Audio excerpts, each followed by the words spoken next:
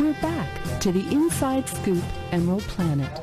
Here again, your host, Dr. Sam.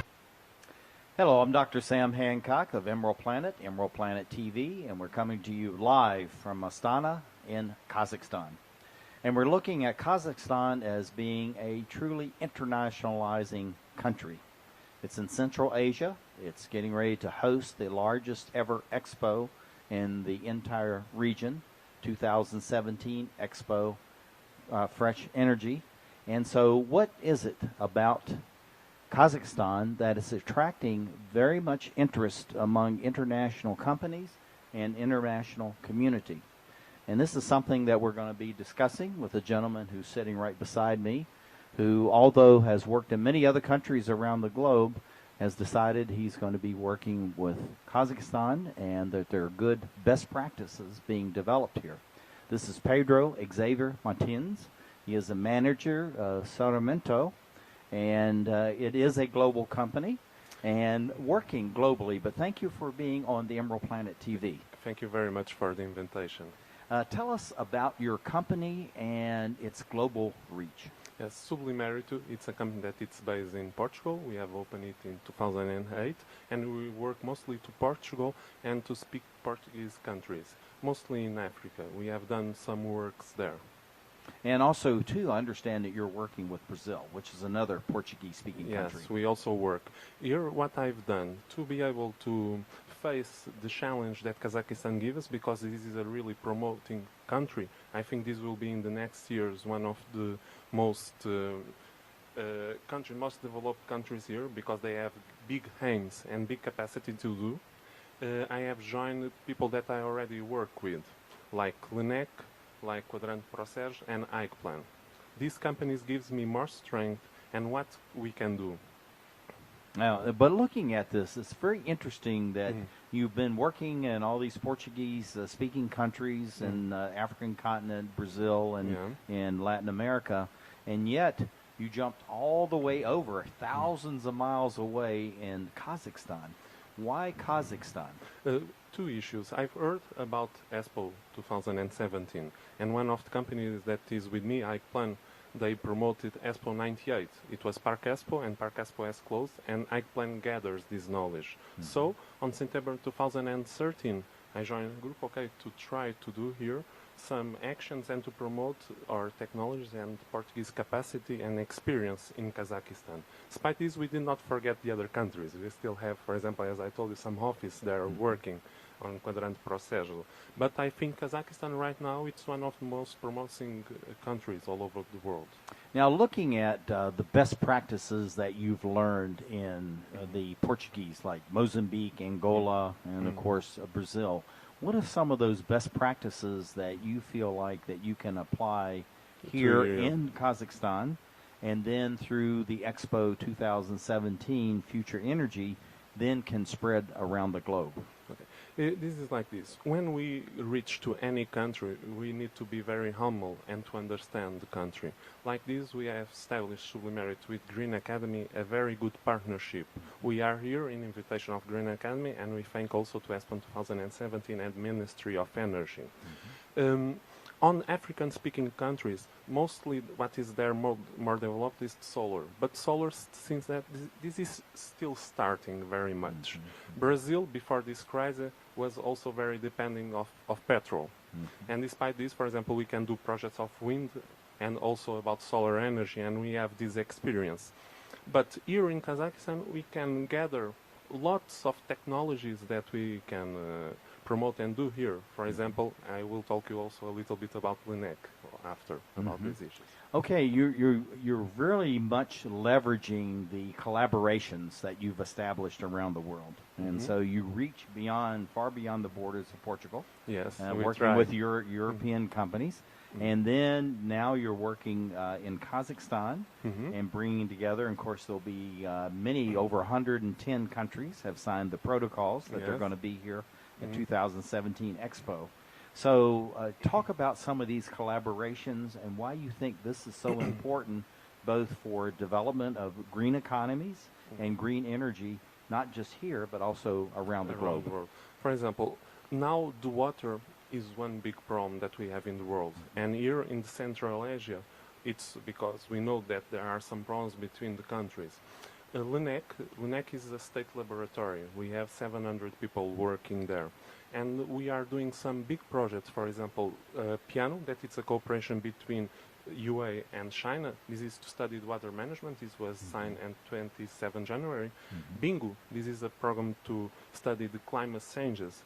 And as we are a state laboratory, we have there 7 departments. On each of these departments, we can bring several issues that we could put here in Kazakhstan that it's not still using. For example, the incorporation of waste in the production of concrete. Like this, we diminish the emissions of CO to the atmosphere, and we are doing these studies inside LUNEC.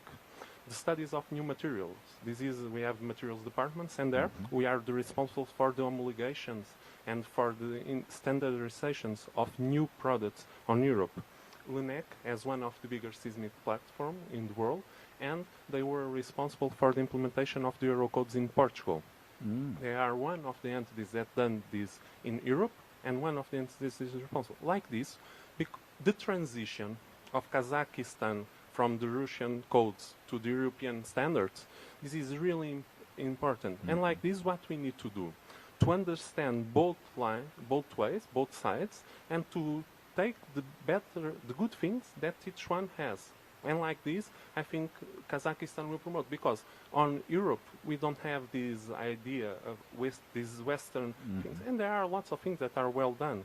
But in my opinion, this has stopped a little bit in the time, and right now we need to recover, because they had all this money on petrol, on fossil energies, and right now with these problems and the changes of thinking, and because of this is very important, this Expo 2017, this will be a real opportunity, because right now the people, okay, you in Europe that have for several years to study and to see these technologies, what is your experience? What could you bring good for here?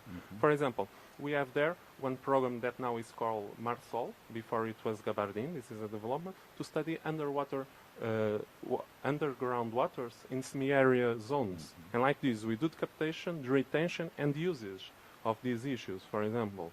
In LUNEC we have lots of studies in environment and all this, and I think we could be a plus like this. My idea is with LUNEC to do some cooperation with government. For this we are counting with Green Academy, of course in things they see, because they have lots of partners, okay, and we are always ready to talk with any institute, with any person, because I think knowledge and sharing, it's really important. After, what we can do on contracts, on cooperations, this is another issue. Look at LUNEC. This is something, it's a Portuguese think tank and a part of the government. Is that what you're saying? Yes, it is a national state laboratory. We were founded in 1946. Lobo Ferreira, so we have 70 years right now. Lobo Ferreira, that is the responsible for the foreign affairs of LUNEC, is coming. He's now traveling on plane, and he will be speaking tomorrow and talking a little bit about the experience of LUNEC on these green issues.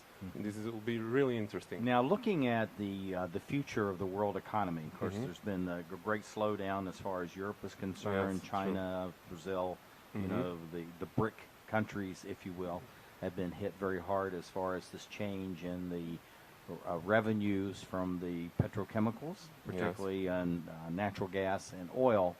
But green energy really is the next future, but it's also very much now, right now. So how do you see Portugal, which is a smaller society, a smaller economy among the European Union, yet still has, it seems like Kazakhstan has a great vision and a great goal to really have a positive impact on regional but also the world economy. What do you see coming out of the Expo and coming out of your work here that really is taking Brazil, Kazakhstan, you know, beyond very traditional countries that have been some of the leaders in the green economy? We are small, Portuguese, but we normally think big. On our history, we do not fear challenge, and we have some of the best engineers in the world. on technology. If you study even on dams, for example, it does at LENEC that does the control of all the dams in Brazil. We do this because we have an internal informatics center and also a specific scientific laboratory just to develop this instrumentation. And with these things that we are doing on Portugal, for example, I know there one company that it's also part, also corporation that is doing solar panels that are fluctuant. They are putting above the water and behind the dam. And like this, we don't occupy space for cultures. We don't need to have to pay money because of the renting, and we also use the cables of for distribution of energy, and we increase very much the distribution on them. So the Portuguese, we can say we are idiots. This is good, on the good way. Very smart idiots. We try, Yes. but always with a personal, very humble. I think with Expo 2017, this is an opportunity for any company or country to show the best ways and their best experience on these things. And like this, we can change knowledge among us and to try, on this case, because we are starting here from Kazakhstan, to implement some kind of these issues. For example, I was in Azerbaijan, Baku, the week before. I was here, Azerbaijan, and yes. Kazakhstan is more ahead on these issues, on these concerns, and this is because of Expo. Because there, in 6 months, 1 year, they will start to worry with green technology. For now, they heard, they know, but they don't interesting very much.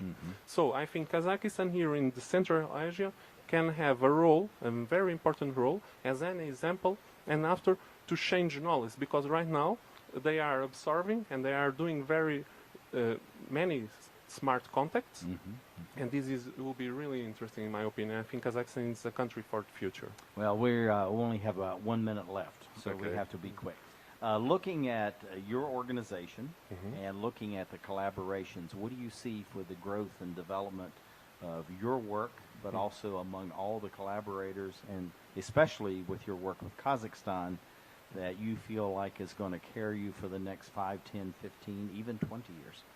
For now, I'm just thinking next 5, let's see, because we need to do good partnerships with government and also to be well accepted, because one of the problems is the barrier of the language.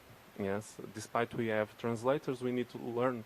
I already know some words, but I still have to learn, and our technicians also. But I think this is a really bright future here.